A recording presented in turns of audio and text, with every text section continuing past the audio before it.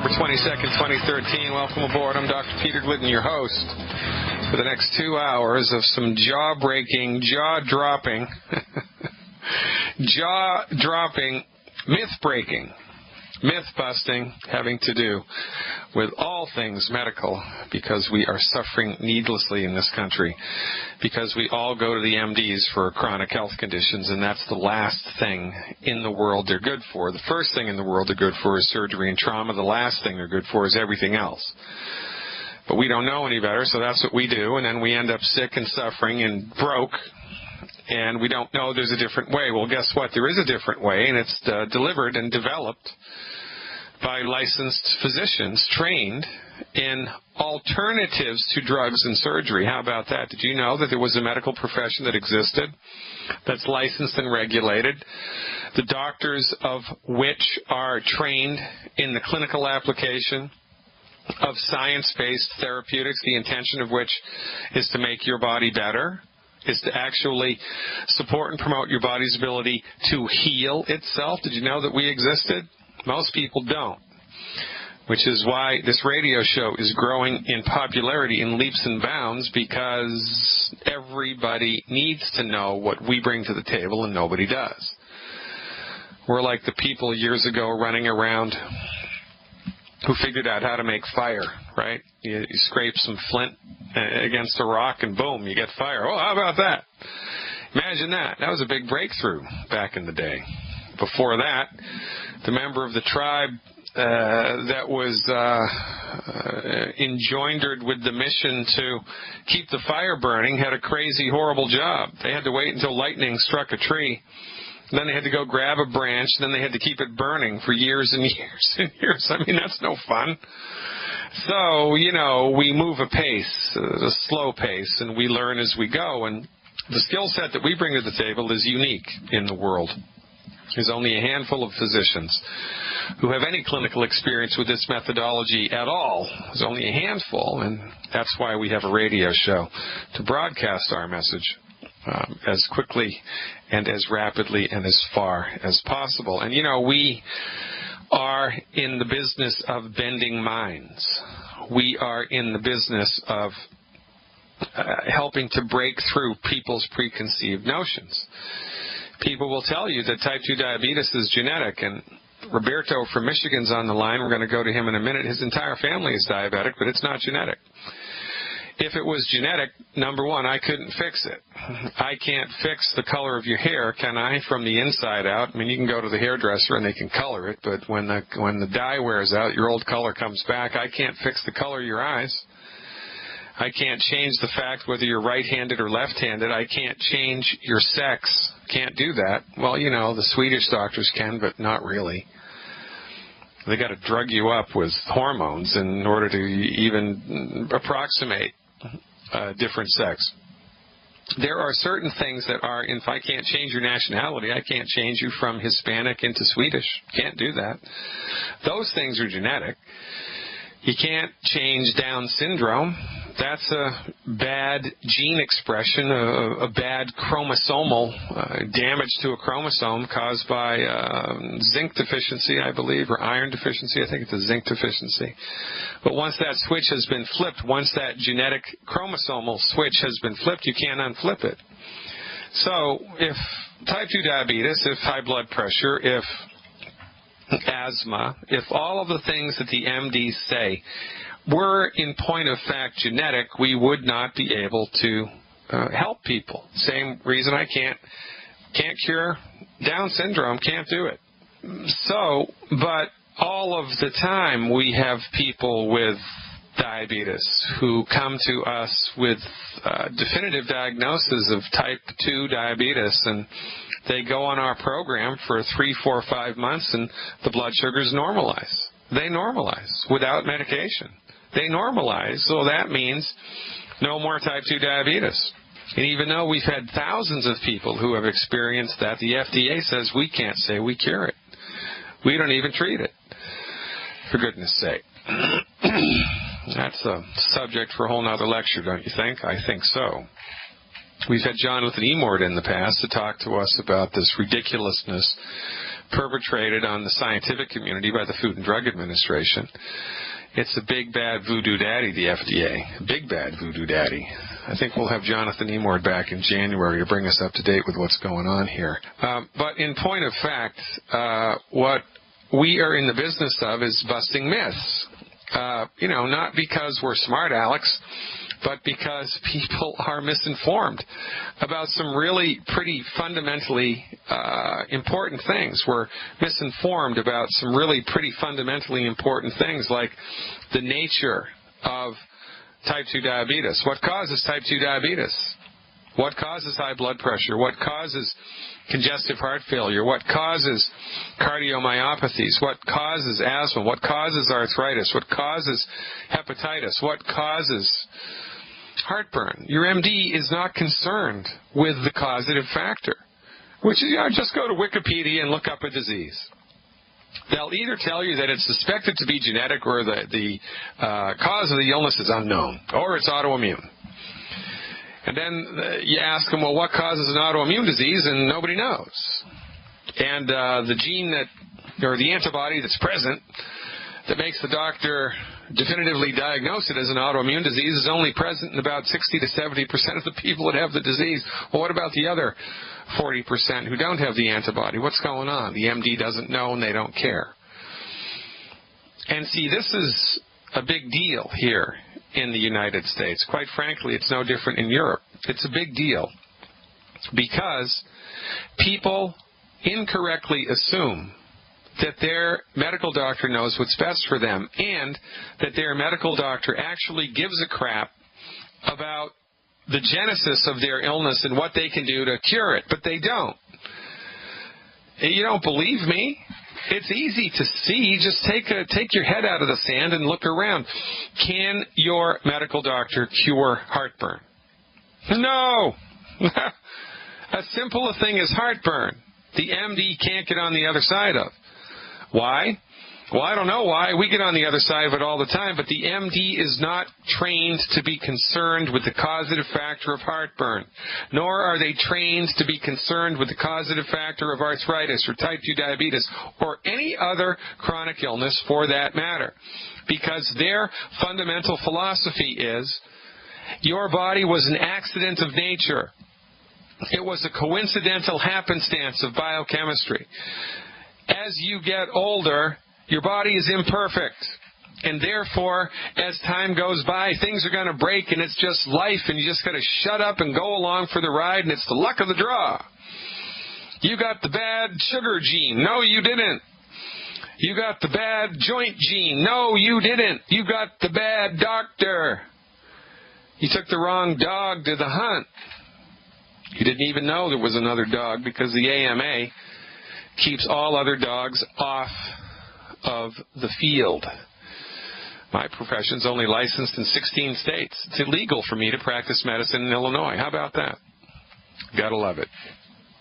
So, in point of fact, what we are in the business of here is opening people's minds to a different way of looking at things and showing people the way that the MD looks at things. I'm not criticizing the MDs. I'm just calling a spade a spade. I'm showing people how the MDs think. We're pulling back the curtain, showing the MDs in their undies. Well, this is how they think. This is how they look, and this is how they think, and this is what they do. Now, once you know how they look and how they think and what they do, it's a relatively free country, more or less, kind of, sort of. You still have the option of not going to them. You don't have to go to them. Obama's trying to make you buy insurance to make it mandatory to give you access to them. That's a fool's errand. But, you don't have to go to the MD. You don't. No one's holding a gun to your head and forcing you to go to the MD. And this is where we fit in. Because we fill the gap, and it is a gigantic gap. We fill the void, and it is a massive void of suffering. Everybody's sick. Everybody is sick. Look around. I mean, I'm 54 years old. When I was a little kid, I can't remember this many people being sick. Of course, I didn't have my fingers on those pulse, but I didn't know anybody with Alzheimer's. Now it's the sixth leading cause of death, and I didn't have any of my friends, my playmates, my schoolmates, my chums. Nobody had autism. Now it's 1 out of 50. 1 out of 50 kids has autism. What happened? Did all of a sudden the awesome autism gene express itself and it's been laying dormant for 3 million years? Whoa, is that what happened? Was there asteroid dust that the Earth flew through the tail of a comet and all of a sudden the autism genes filtered down through the atmosphere into drinking water? Is that what happened? No. The reason that there's so much autism is because in the last 100 years, the MDs have dominated the medical theater. And because the MDs have dominated the medical theater and kept everybody else out, we are all dancing to the tune that they play. And when you follow the advice of your MD, when you eat whatever you want, when you pay no attention to the intrinsic nutritional needs of your body, when you exercise all of the time without filling the tank up again from all of the nutrients that you just burned through with exercise, you're going to become nutritionally deficient. When you get pregnant, your child is not going to be able to develop appropriately in the womb because your body's out of juice. That's why there's so much infertility now. That's why there are so many kids born autistic, because we listen to the MDs and they are clueless about what to do to keep you healthy. For goodness sake, ladies and gentlemen, fire your medical doctor today, fire your medical doctor tomorrow, go back in time and fire your medical doctor 50 years ago. It'll be the best thing you could ever do. Cancel your comprehensive medical insurance, buy catastrophic instead, and use the money you save to buy vitamins. Get a clue. Get your health back. Live long and prosper. That's our message. Stick around. Going to Michigan when we come back. Welcome back, ladies and gentlemen. Happy to be here. Happy it's Friday. Well, if you want to get off of that rate, right? If you want to get out of that rat race, join Longevity. Start a home-based business and check it out. Dip your toe in the water. See if it works for you. It either is going to work for you or it's not. We can show you how to get a couple $100 worth of vitamins a month. Best vitamins in the world, by the way. Science-based, clinically verified, for free. I can also show you how to make a couple of extra $100 a month on top of that. And if you want, I can show you how to make a couple of $1,000 a month on top of that. And if you really want to grab the bull by the horns, I can show you how in a few years to replace your JOB with longevity income and then set you up for life with residual income. Residual income. There are over 250 multi-million-dollar earners with longevity. And they're not any smarter than you. They just learned our simple system and duplicated and repeated and had fun and duplicated and repeated and had fun by lifting their community members into health. You want to do that? I want to help you do that. Give us a call, 855-347-3696, 855-347-3696. That's the info line to get information about our health opportunity or the business opportunity. Let's go to Michigan now and see what Roberto is up to. Roberto, thanks for the call. You are live. Hey, Doc. What's happening, Roberto? Oh, boy. A lot. Just like to, before I start, thank Shannon May from Wichita Falls, Texas, for calling me one evening, returning my phone call, and telling me about the healing wings of Dr. Wallach. So that was a year ago this month. And in that time, I am now drinking my nutrients absolutely free, thanks to the system. And I could list 20 different ailments that are no longer a part of my family's life. But I have these two instances I'd like to talk to you about. Great. I have one is a chiropractor operating for 18 years in Hilton Head, South Carolina, who I'm introducing the product to. I sent him a Healthy Bone and Joint Pack for him to try it out. Also because his mom is scheduled for 2 knee surgeries and hip surgery. Yeah. What I would like to do is have you maybe speak for 60 seconds or so to him and encourage him to try more of the product or to jump in. He's not too concerned about the business. He doesn't want the business aspect into his business. He just wants to help his client. Well, is he here with us? Is he on the phone with you? No, I couldn't get him on, but what I'm going to do is I'm going to, because I'm an insider, I love your, absolutely do I use your video, your webinars. Oh, my goodness.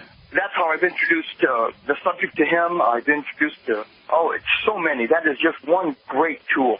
So I'm going to cut and paste this program and scoot it over to him. Or I should say paste and, copy and whatever. Yeah, I got you. Well, that makes you the smartest man in class, Roberto. All right, good job. And by the way, Shannon May in Texas is a Dr. Glidden insider, and she's also a staunch longevity supporter. And, this is how it works, right? Someone's told Shannon. Shannon That's told right. you. And, imagine what would have happened if nobody ever told Shannon. You'd still be in the weeds. Thank you. Right? Thank you. Exactly. Absolutely do I give, absolutely, and it works that way. So thanks, Shannon, I appreciate it. And that's why we do it like this. All right, Roberto, let me take the bull by the horns here and talk about this. And the other subject, of course, is the diabetic family. So okay. Thank you. All right, great. So we alluded to the diabetes thing in the past. The diabetes is not genetic. There's no gene that codes for diabetes. I don't care if everybody in the family is diabetic. It doesn't matter. There was a doctor in 1957. His name was MERZ, I think, M-E-R-Z, or M-E-R-T-Z. I can't remember. But he could turn a type 2 diabetes on and off in laboratory mice by withdrawing or delivering the mineral chromium, a trace mineral chromium. Further research by Dr. Wallach showed that vanadium, the trace mineral vanadium, and chromium, and about 26 other trace minerals are necessary for the sugar door on the cell to open up once insulin binds to it, knocks on the door and says, hey, there's sugar out here, it wants to get in, and then a little message goes through the cell and a sugar door opens. In order for that message to get through the cell and the sugar door to open, you need minerals. More to come. Stick around. It's a long story. Welcome back. Welcome back, everybody. Everybody's happy that it's Friday. Everybody except Longevity Distributors, because for Longevity Distributors, every day is happy. Well, so I guess they're happy today, too. Look, when you're your own boss, everything changes. And when you're actually making good money, even in crappy economies, everything changes. It changes. Check it out. You don't know what you're missing. Now, Roberto from Michigan is on with us, and he wants to know about what's going on with the whole diabetic thing and what do we do for joint support and why is that different than what chiropractors have been trained in. So let's let the education begin. Here's what happens when you eat something that has sugar in it. Remember, sugar is good for your body. Your genetic material is made from sugar. You couldn't blink an eyelash without it. Sugar is not the Antichrist. It's how much sugar you eat and how able your body is to metabolize it. Your very genes are made from sugar. Imagine that. So you eat something that's got sugar in it. The body senses that there's sugar in it. How does the body do that? Nobody knows. The pancreas, in response to sugar in the body, sugar in the blood, releases insulin. Insulin travels through the blood. Insulin shows up at a cell. And there's trillions of cells in your body, right? Everything is made from cells. Brain cells, heart cells, lung cells, skin cells. Everything's a cell. But the cell has a wall. And the cell's like an automobile. The cell needs energy, needs gasoline. The cell needs sugar to work. So insulin brings the sugar to the cell.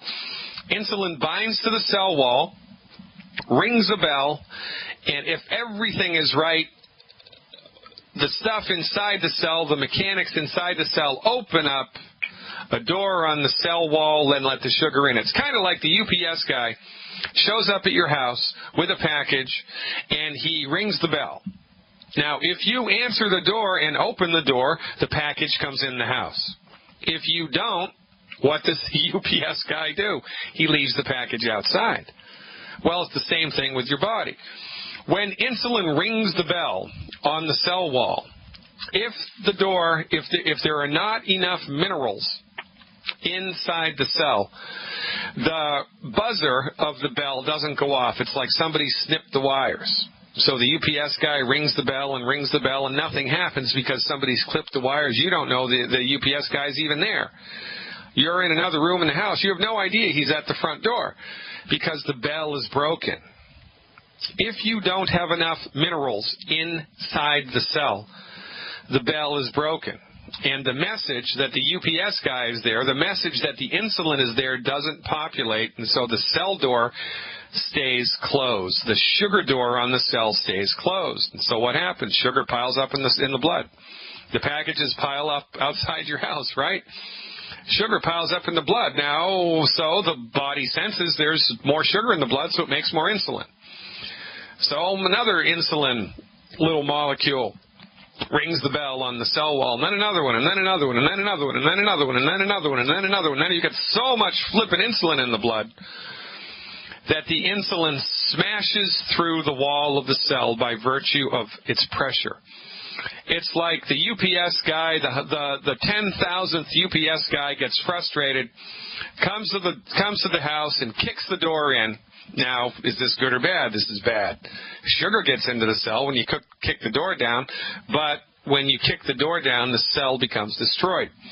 And when the cell wall gets kicked in enough, the cell collapses and becomes destroyed itself. This is why with diabetics, they lose their fingers, lose their toes, lose their hands, lose their feet, lose their legs, lose their arms, lose their vision, right?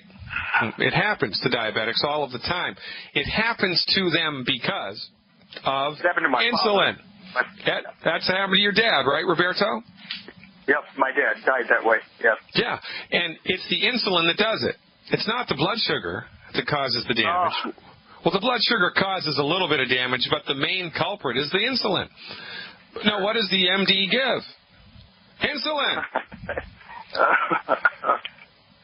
And I'm the quack, right? It's crazy. So they've got it backwards. Now, look, it's better to give somebody insulin than to have them die from too much sugar in the blood, which can happen. You go into a coma, you get too much sugar in the blood, and then it's lights out. But it's an inferior treatment that has ramifications downstream. Like every drug has side effects. Every drug has primary and secondary effects. Well, the secondary effect of insulin is you die. Your limbs fall off and you go blind. But the MDs they don't give a crap about this. They don't give a crap about the long-term effects of the drug because, number one, they're not trained that they can cure it. They don't care. They don't care what causes diabetes. They don't care at all. They're trained to keep you alive for 1 week. So what do? They give you insulin. Then they give you more insulin, and then they give you more insulin, and then they give you a little bit more insulin, and then you die, and then they wipe their hands, walk away, and sleep soundly at night because they have fulfilled their task. Meanwhile, the unsuspecting patient who thinks that their doctor is doing the best thing for them goes along for the ride and suffers and suffers and suffers and dies. Sounds like my family's history. Thanks. Yeah, and this is what passes for the best medicine in the world. And the only reason that this nonsense is able to persist in, an educated culture that we have is because of the pharmaceutical monopoly of the medical market. Yeah. The drug companies are not invested in wanting to cure diabetes. You know how much money the medical industry makes treating one type 2 diabetic for their entire life? Just type 2 diabetic. I'm not even talking about type 1. It's between $300,000 and $400,000 over their life. One patient. Wow. Profits the medical industry $300,000 to $400,000 in their lifetime. So they don't want to throw away that cash cow, number one. Number two, they're not trained how to cure anything. And number three, the unsuspecting public thinks that the MD knows what's best for them and does whatever the doctor says and suffer into the bargain.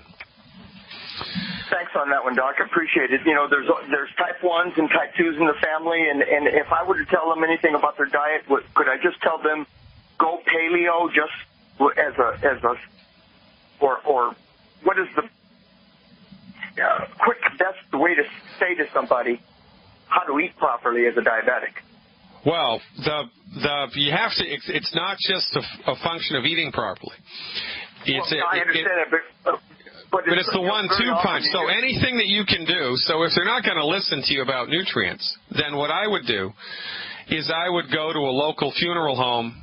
I would get a brochure and I would hand it to them, and I would say, look, I tried to tell you what the heck was going on here, but you don't want to listen. So I suggest you go and choose a plot.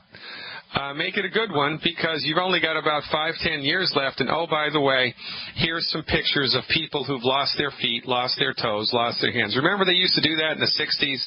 They used to put pictures of people with lung cancer on cigarette packs, right? Oh, yeah. Oh, my God, yeah. The scared straight thing, yeah. It's like that. So, you know, I'm a tough love kind of a guy, really, when it comes to this, and it's either they're going to listen to us or they're not, and you can't do it halfway. Now, of course, any diet that's low in sugar or low in carbohydrates is going to soften the blow. But what happens there is then the person's just dragging through their life every day because it's like they're running on empty. It's like the car's out of gas. Right. So it's a poor payoff for, you know, an otherwise perfect life, which you could enjoy if you just mineralized your body, for goodness sake. The father is the best golfer in our golf league. Yeah. The very best. Yeah. I think. And he's already hurting all over the place. He's in his mid-30s. And it's he's unbelievable. Yeah. I mean, so that's good. Anyway. What you could do, what people have done in the past with intransigent people like this, people who are just so thick-headed, just give them... They're not that thick-headed. They're great people, okay? Well, all right, but, you know, whatever, right? I understand. You know what I'm saying. I'm not passing judgment. I'm just kind of being extemporaneous. So I got it. So we'll give them a bottle of plant minerals and 1 bottle of Sweeties. And say, look, do 1 ounce of the plant minerals twice a day and do 4 of the Sweeties 3 times a day for 2 weeks. And tell me how you feel. Because he's going to feel better, guaranteed. He'll feel better, guaranteed. And that's one way we can kind of get our foot in the door and leverage the mental inertia that people have. All right, so let's talk about arthritis. It's the same thing, different. It's a different arm of the nutritionally deficient octopus. It's a different arm, but it's the same thing. People don't get arthritis because they have joints. The people don't get arthritis because they have an arthritis gene. There's no such thing. People don't get arthritis because they have a voodoo curse. Well, maybe if they live in New Orleans they do, but I don't know. Arthritis is caused by, it's just your joints have lost the nutrients they need to maintain their health, number 1. And number 2, you are unwittingly eating food every day that causes inflammation to the joint. So it's kind of like punching yourself in the arm. If every time you ate, you took a hammer and smacked yourself in the forearm in exactly the same place, after a month, you'd have a big honking bruise on your forearm. And if you kept doing that, gangrene would set in and things would go from bad to worse. Well, when you eat the wrong food, breakfast, lunch, and dinner and snacks, breakfast, lunch, and dinner and snacks, those straws build up and break the camel's back. And if it's your joint that's the weak link in your body, your joint goes. If it's the heart that's the weak link in your body, your heart goes. If whatever. And on top of that, the nutrients that the joints need to maintain their health are not in the food. So even if you're eating 100% optimal, fantastically great diet, the best food in the world, the stuff that your joints need to maintain their health is not in the food. It's not there. So you have to supplement. And so this begs the question, well, which supplements are best? And that is a very, very, very good question. Most chiropractors are educated in chiropractic college about a brand of nutritional supplements called Standard Process. Standard process is a really good line of nutritional supplements, but Youngevity's nutritional supplements are better. The problem with the chiropractic profession is, and by the way, we love chiropractors. We recommend people go to chiropractors all the time. I've said it 1,000 times on this show. Finding a good chiropractor is like finding gold. Chiropractic medicine is awesomely fantastic, right? And the chiropractors don't know what they don't know, and what they're exposed to in medical school is standard process stuff, because the people that founded standard process were very, very smart. They leveraged all of the chiropractic colleges with their stuff. They gave them money in return for research dollars in return that they'd carry their stuff in the pharmacy. So a chiropractic student goes to chiropractic college for 4 years, and all they're exposed to is standard process nutrients. So, and nutrition is kind of a subset of chiropractic education. It's not their main thing. So then they get out of school, and they've got mortgages to pay and bills to pay and equipment to pay for and a practice to build, and they're not going to do continuing education credit in real nutrition. They're going to do what they were taught in school, standard process. So when push comes to shove, nutritional supplements, the rubber hits the road. Just try Youngevity. Try Youngevity. You'll see better results than with any other nutritional supplement line, and that's a good deal. It's changing. Check it out.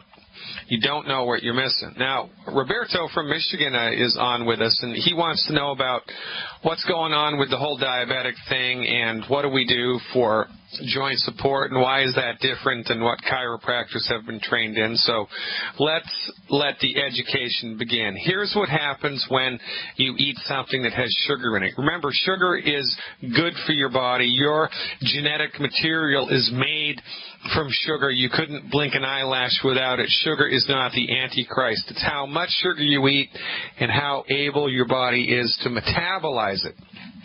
Your very genes are made from sugar. Imagine that. So you eat something that's got sugar in it. The body senses that there's sugar in it. How does the body do that? Nobody knows. The pancreas, in response to sugar in the body, sugar in the blood, releases insulin. Insulin travels through the blood. Insulin shows up at a cell. And there's trillions of cells in your body, right? Everything is made from cells. Brain cells, heart cells, lung cells, skin cells. Everything's a cell. But the cell has a wall. And the cell's like an automobile. The cell needs energy, needs gasoline. The cell needs sugar to work. So insulin brings the sugar to the cell. Insulin binds to the cell wall, rings a bell, and if everything is right, the stuff inside the cell, the mechanics inside the cell, open up a door on the cell wall and let the sugar in. It's kind of like the UPS guy shows up at your house with a package, and he rings the bell. Now, if you answer the door and open the door, the package comes in the house. If you don't, what does the UPS guy do? He leaves the package outside. Well, it's the same thing with your body. When insulin rings the bell on the cell wall, if there are not enough minerals inside the cell, the buzzer of the bell doesn't go off. It's like somebody snipped the wires. So the UPS guy rings the bell and nothing happens because somebody's clipped the wires. You don't know the UPS guy's even there. You're in another room in the house. You have no idea he's at the front door because the bell is broken. If you don't have enough minerals inside the cell, the bell is broken. And the message that the UPS guy is there, the message that the insulin is there doesn't populate, and so the cell door stays closed. The sugar door on the cell stays closed. And so what happens? Sugar piles up in the blood. The packages pile up outside your house, right? Sugar piles up in the blood. Now, so the body senses there's more sugar in the blood, so it makes more insulin. So another insulin little molecule rings the bell on the cell wall, and then another one, and then another one, and then another one, and then another one, and then another one, and then another one. And then you get so much flippin' insulin in the blood that the insulin smashes through the wall of the cell by virtue of its pressure. It's like the UPS guy, the 10,000th UPS guy gets frustrated, comes to the house and kicks the door in. Now, is this good or bad? This is bad. Sugar gets into the cell when you kick the door down, but when you kick the door down, the cell becomes destroyed. And when the cell wall gets kicked in enough, the cell collapses and becomes destroyed itself. This is why with diabetics, they lose their fingers, lose their toes, lose their hands, lose their feet, lose their legs, lose their arms, lose their vision, right? It happens to diabetics all of the time. It happens to them because of insulin. That's happened to your dad, right, Roberto? Yep, my dad died that way. Yep. Yeah, and it's the insulin that does it. It's not the blood sugar that causes the damage. Oh. Well, the blood sugar causes a little bit of damage, but the main culprit is the insulin. Now, what does the MD give? Insulin. And I'm the quack, right? It's crazy. So they've got it backwards. Now, look, it's better to give some